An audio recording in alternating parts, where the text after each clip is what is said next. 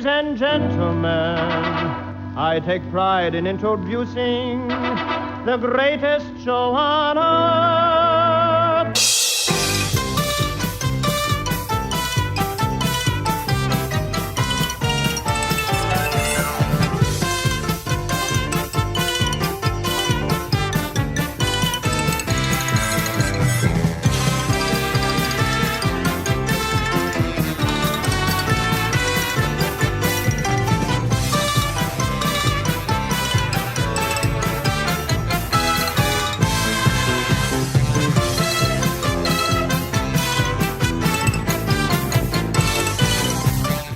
Hi, everybody. This is Scott Gordon, and welcome again to the Uncle Floyd podcast. This is number 74. I've got a whole bunch of questions for you that have been emailed in by people like you. So please, if you have any questions you want to get in for next week, send them to ufpodcast@sge-inc.com. That's ufpodcast@sge-inc.com. And we'll be glad to answer all your questions right here next week. Now, we're going to get to it as soon as the Vito Brothers Band finish playing the Uncle Floyd Show theme. I'll be right back.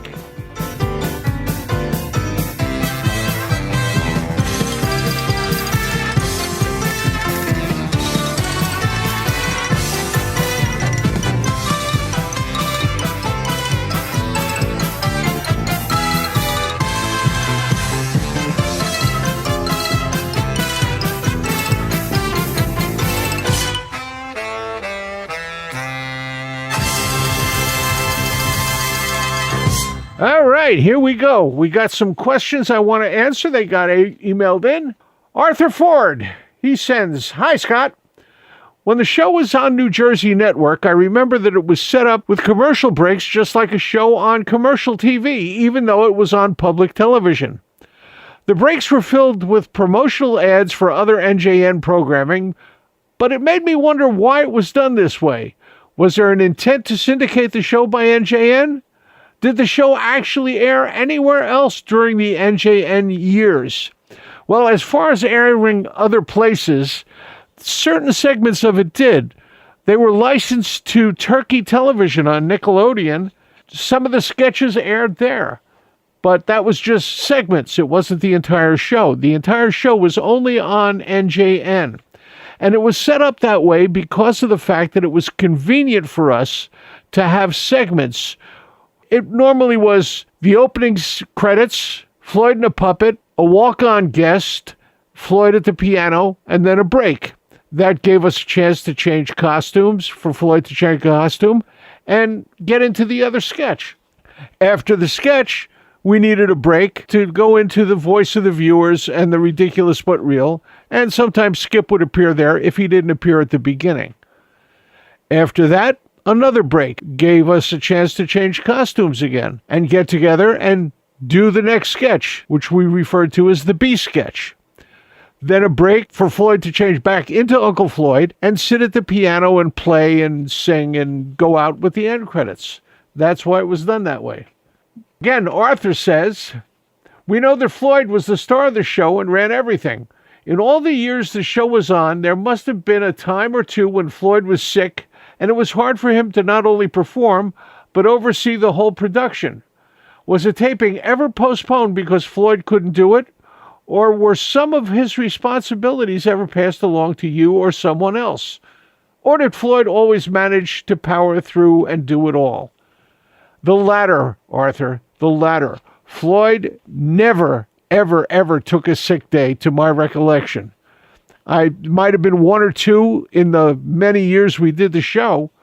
I was with him from 1976 until 1998 doing the TV show, and we never took a break from doing the radio show.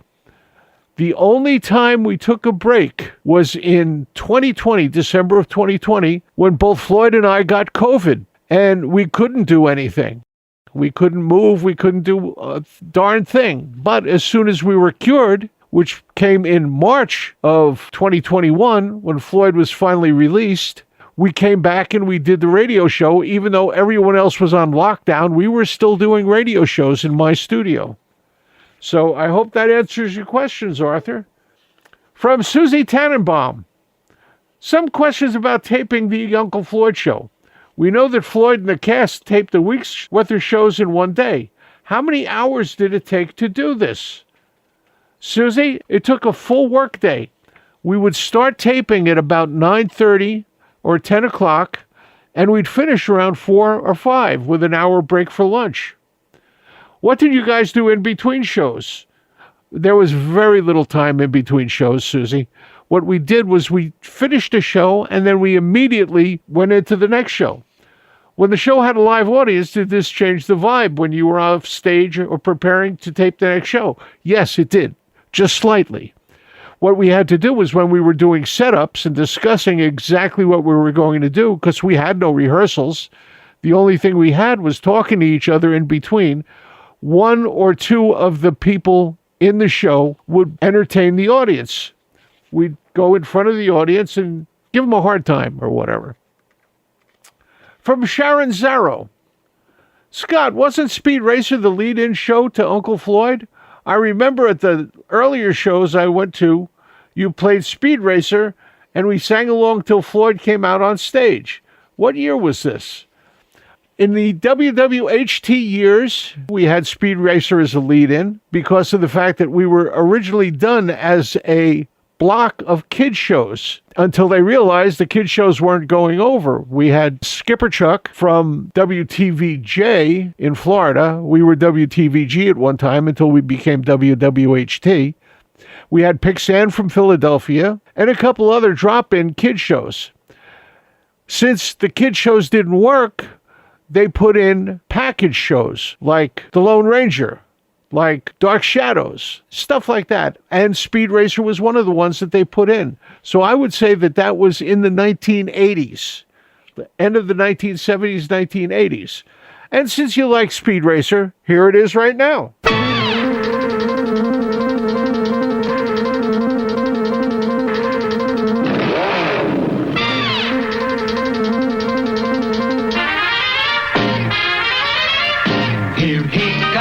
Here comes Speed Racer, he's a demon on wheels. He's a demon and he's gonna be chasing after someone. He's gaining on you, so you better look alive. He's busy revving up the powerful Mach 5. And when the odds are against him and there's dangerous work to do, bet your life, Speed Racer, see it through. Go Speed Racer, go Speed Racer, go Speed Racer, go! He's up and flying as he guns a car around the track. He's jamming down the pedal like he's never coming back. Adventure's waiting just ahead. Go Speed Racer, go Speed Racer, go Speed Racer, go! Okay, now we're back. I hope you guys enjoyed that. From Trumpet Man 66, doesn't give his real name. Please, next time you mail in, give a real name so we can call you out over the air. Like it or not, Floyd's chosen career made him a local, if not national celebrity. Was Floyd comfortable with his status as a celebrity? Floyd never considered himself as a celebrity. Floyd was an entertainer. That's what he always considered himself. He respected the audience. When someone came up to him, he would talk to him nicely. Very rarely did he ignore the person who was coming up and talking to him. The only time I ever heard about him doing this was when he said, someone came up to him and said, "Are you Uncle Floyd?" And he said, I get that a lot. Who is this Uncle Floyd guy? But he never had on the jacket or the hat when he was out in public. If he had the jacket and hat on, he was Uncle Floyd, and he reacted as Uncle Floyd. One time somebody came up to me, I was in a bakery in Ridgewood, New Jersey, to get a cup of coffee and a donut, and the woman behind me taps me on the shoulder and says, "Say, aren't you Scott Gordon?" And I looked at her and I said, "Yes, I am." And then she looks at me and she goes, "No, you're not. What would he be doing here?" So I said, "Okay." From Eddie McGarry. "Hey, Scott, I always wondered about the Uncle Floyd theme featuring Vivinos. Did you have anything to do with the production?" No, I was not in the studio for that. The way that happened was we were using with Variations as the theme at the time, we were syndicated. The syndicators came to us and said, we can't use that theme. They want too much money for the use of it. This is with Variations.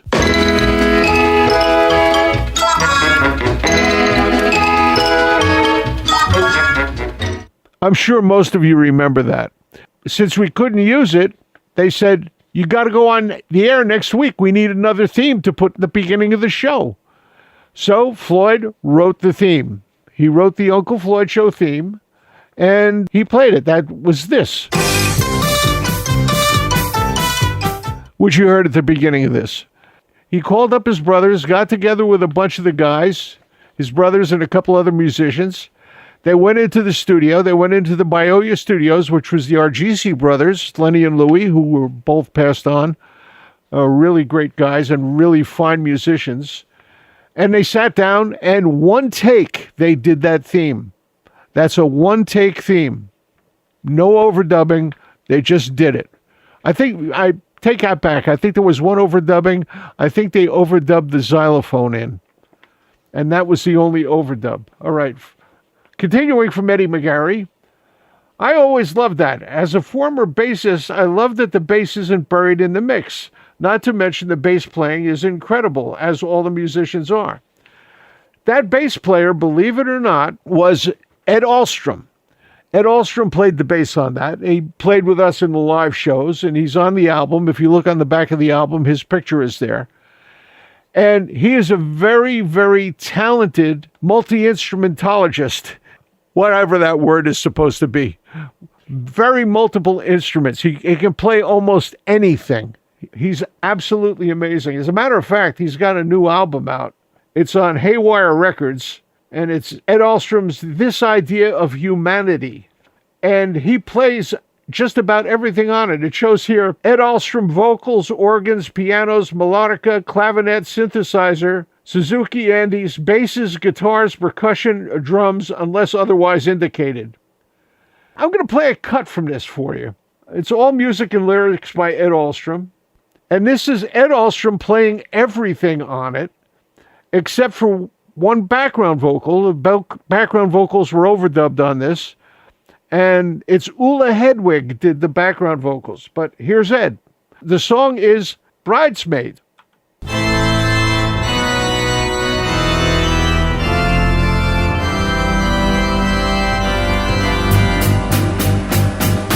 Comes the bride, and once again it ain't me. Made of dishonors, all I'm destined to be. Always in the background, always pushed aside. Always the bridesmaid, and never the bride. No, never. Always second fiddle, runner-up in the race. The answer to the riddle, who came in second place. I glibly watch as others take over the room. Always the best man, never the groom. I wallow in losing out on the grand prize. I follow my dream and watch as the dream dies. If there's limitless bounty, why can't I get some? I hate to be ill, but that's what I've become. And booted off the dais and bounced on my ears. Brought crap to the party while I brought up the rear. Paved way for the star, every stage I was on. Always the Sancho, never the Don.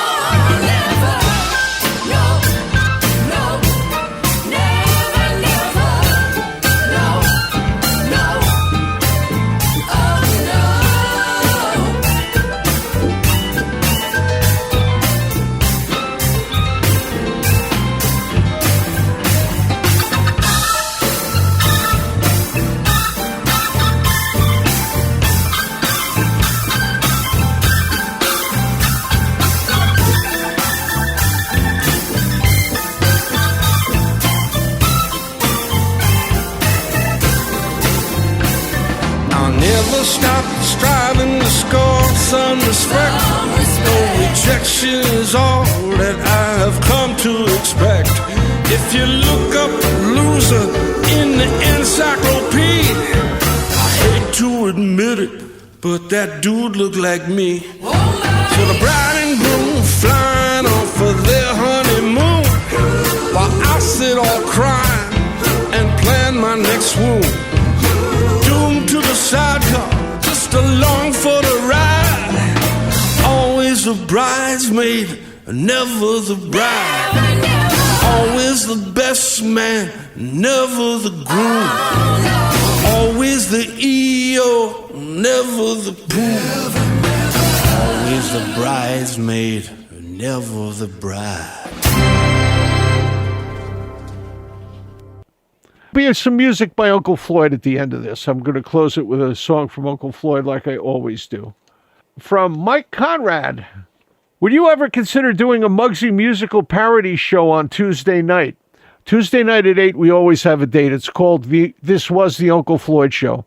And I show clips of the show, and we talk about it. There's a chat line there where you can ask questions about the segments that are on. This podcast is for the generic questions about the show and about show business in general. And I'll answer any question here in long form. But there I can answer very quick questions about a sketch. Like if you had a question about a sketch, I can answer that there. He had some great characters. Willie Half Nelson, Prince S., Steve Mildew, Bruce Stringbean, and his personal favorite, Jerry Garsweater. Jerry Garsweater was actually Netto. Netto did that in several of Muggsy's characters. Netto is also a great bass player, but we'll talk to him sometime in the future. I've thought about it. I've thought about doing a Muggsy special, but I don't think that would be of interest to all the people who come on Tuesday night. A lot of them come to see the comedy as well as the musical parody. Maybe in the future I'll do one. I'll announce that ahead of time, and it'll be a special thing. But meanwhile, I throw in Muggsy musical bits all the time. So Tuesday night at 8, we have a date. You can get there at theunclefloydshow.tv. That's theunclefloydshow.tv.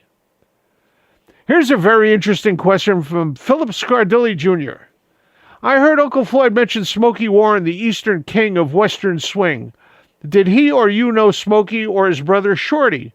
Yes, I knew Smokey. Floyd knew Smokey, and he met Shorty once or twice. Shorty had moved to the West Coast at that time. They did a lot of stuff in the late 30s and 1940s. A lot of stuff in 1940s. They were big stars in New Jersey, and Shorty moved to Los Angeles, and he became very well known out there for country western music. We did a lot of shows that were produced by Smokey. A lot of the stuff in parks, like Branchbrook Park, we did a couple of shows there, and Smokey was the producer of them. Yes, we did know him. Did either of you like country music? I like all music. Floyd loved country music. He started playing country music. He and Doc Prentice, the Banjo King, they played a lot of country stuff as part of their banjo parlor days. They did love country music. From Charlotte Quinn, or Charlie Q as she calls herself. I'm curious about Weenie. What's the story behind her name and how did she become part of the show? As far as I know, she was the only female cast member. Is that right? No. We had several female cast members. First one was Kathy McDermott. She was a cast member for a little while. Then we had Weenie when we went to New Jersey Network. My wife Diane did several things with us, especially in live shows. A friend of Diane's was very much on the show several times. She worked under the name of Lori Chasen, and she, as a matter of fact, she was the maid of honor at our wedding 50 plus years ago. We also had Lee Arlith was part of the show, Elaine Martowitz, and we had several women in the cast over the years. As far as the story behind her name, I think that was a nickname that was given to her when she was in school. The other kids gave her that name. You know, that we give each other's funny names. You know, I was called Little Brush in high school because I had a brush haircut. I didn't have long hair until I graduated and went to college. I also read somewhere that her day job was as a school teacher. I'm not sure about that. I'm really not sure about that. Next time I have Weenie on, we'll ask her those questions, Charlotte. Dennis DeLeo. Hey, Scott. You were so proficient in ending many bits with one of your favorite pratfalls. Were you athletic in school? Were you a sports player? Did you train professionally with wrestlers in learning how to take a fall without hurting yourself? How about in the service? I'll tell the stories. Here we go. In junior year in high school, I was interested in stuntmen. I'd heard about various stuntmen doing different things, Yakima Canutt, the Hookers. I just loved them. Buddy Joe Hooker was a very famous stuntman. As a matter of fact, I think he was the stunt coordinator on the Burt Reynolds film Hooper. But I was very, very interested in stunt work. So junior year in high school, for the summer, I went to camp. The camp I went to was in Hollywood, and it was a stunt camp. It was basic stunt training for high school kids, older high school kids, juniors or seniors. And I learned how to fall down a flight of stairs, go out a 2- and 3-story window into a mat, and fall and roll and everything like that. And I just learned to do it that way. As a matter of fact, when I got back from that, I got together with a couple of my friends. Gordon and Alex were their names. And Gordon's family had a very large house. It was interesting. Gordon's father worked on the Manhattan Project, and he was an engineer. They lived in Mahwah, just down the street from me. It was about 2 miles down the street. I used to ride my bicycle to Gordon's house. They had a very large property and a barn in the back.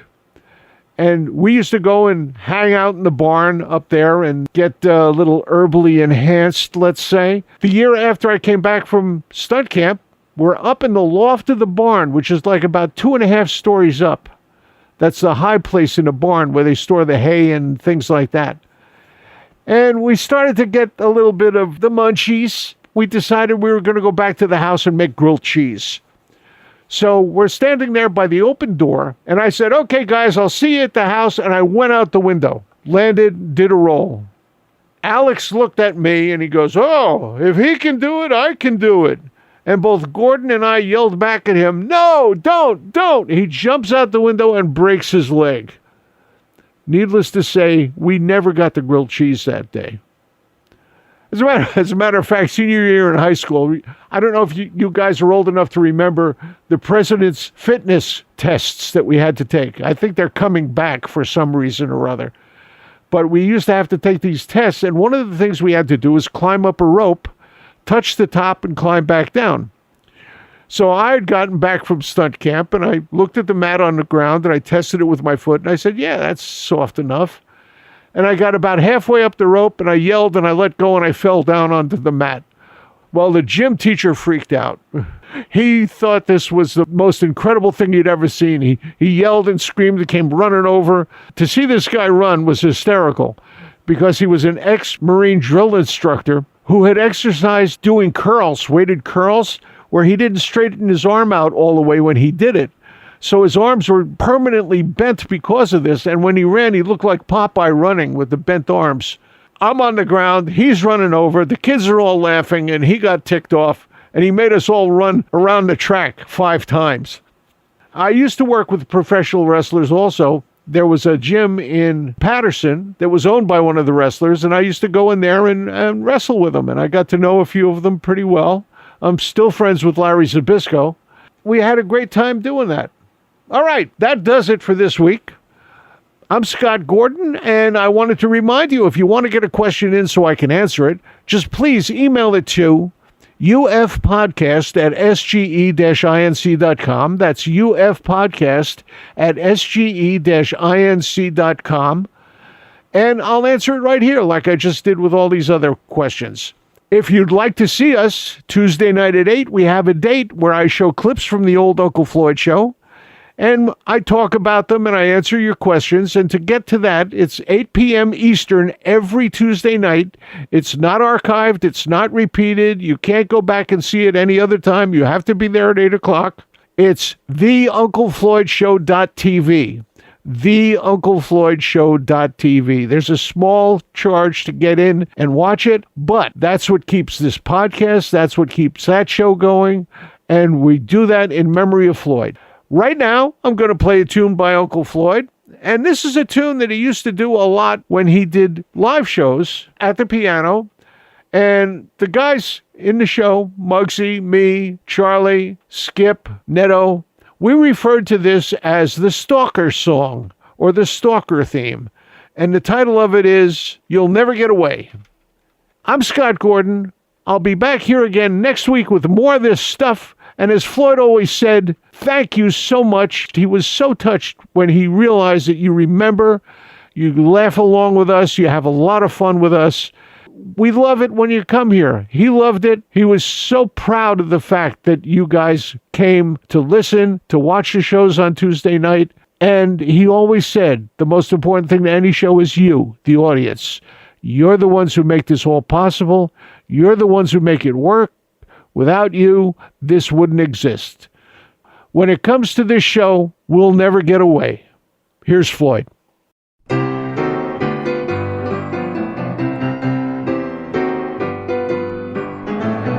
If you became a bird and flew out in the blue, then I'd become a super jet and take off after you. 'Cause you will never get away, never get away, never get away, never get away, never get away, never get away, never get away, never get away, never get away from me.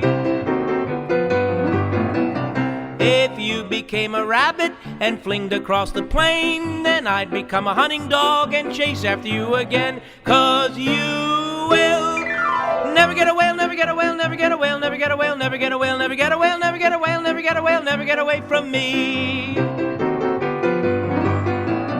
If you became a monkey and climbed out on a tree, then I'd become a little branch and let you sit on me. 'Cause you will never get away, never get away, never get away, never get away, never get away, never get away, never get away, never get away, never get away from me.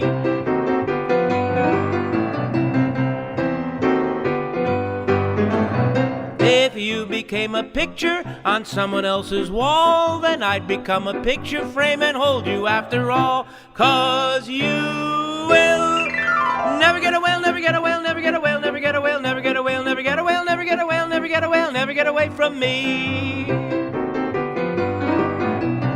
If you became a rose in some secluded spot, then I'd become a summer rain and kiss you when it's hot. 'Cause you will never get away, never get away, never get away, never get away, never get away, never get away, never get away, never get away, never get away from me.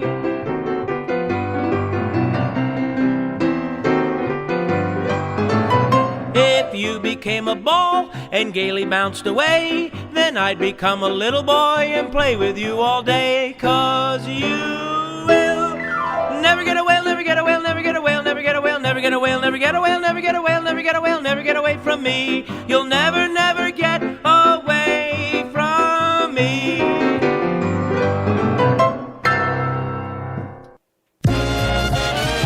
This program was produced in the studios of Scott Gordon Enterprises, Incorporated in Paramus, New Jersey.